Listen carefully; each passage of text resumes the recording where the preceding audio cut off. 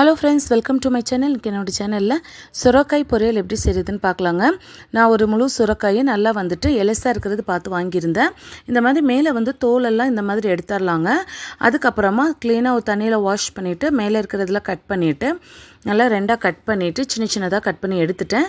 இதில் வந்து ஒருவேளை நீங்கள் வாங்கியிருக்கிறது உள்ளே வந்து கொட்டையெல்லாம் கொஞ்சம் முத்தி போய் இருந்துச்சுன்னா அதோடைய விதை தூக்கி அதெல்லாம் எடுத்துடுங்க. கொஞ்சம் உள்ளே வந்து கொஞ்சம் எடுத்துடுங்க அது ஃபுல்லாக. அப்போ தான் நல்லாயிருக்கும்.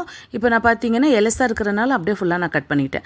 இப்போ பார்த்தீங்கன்னா ஒரு கடாயில் கொஞ்சமாக எண்ணெய் ஊற்றிக்கிங்க. எண்ணெய் நல்லா சூடான உடனே 1/4 ஸ்பூன் கடுகு போட்டுட்டு கடுகு நல்லா பொரிஞ்ச உடனே அதில் கட் பண்ணி வச்சுக்கிற ஒரு பெரிய வெங்காயம், ஒரு 4 காஞ்ச மிளகாய், 2 பச்சை மிளகாய், கொஞ்சமாக கருவேப்பிலை எல்லாமே சேர்த்து நல்லா வதக்கிக்கலாங்க.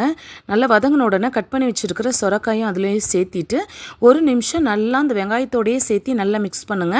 நல்லா கொஞ்சம் வதங்கிடும் அதுலேயே. அதுக்கப்புறமா நான் ஒரு பாசிப்பருப்பு ஒரு 10 நிமிஷம் நல்லா ஊற வச்சுருந்தாங்க. தண்ணியில் ஒரு 2 தண்ணியில் கழுவிட்டு ஒரு 10 நிமிஷம் ஊற வச்சுட்டேன். அந்த தண்ணியை ட்ரை பண்ணிவிட்டு அதோடய சேர்த்திட்டேன்.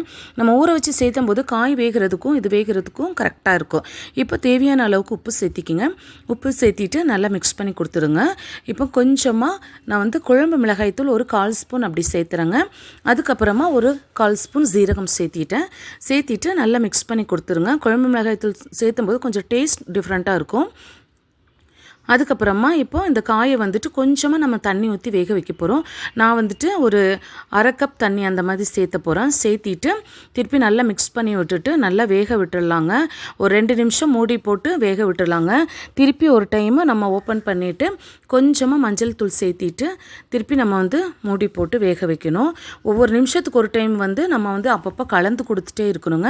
இப்போ இருக்கிற இந்த தண்ணியெல்லாம் நல்லா ட்ரை ஆகிற வரைக்கும் காயை வந்துட்டு இன்னும் நல்லா வேக வைக்கணும். இங்கே பாருங்கள், அந்த பருப்பும் காயும் நல்லாவே வெந்துருச்சு. அந்த பருப்பு வந்து அந்த காயோடு அப்படியே கொஞ்சம் மிக்ஸ் ஆகணும். அந்த அளவுக்கு இப்போ நல்லா வெந்துருச்சு.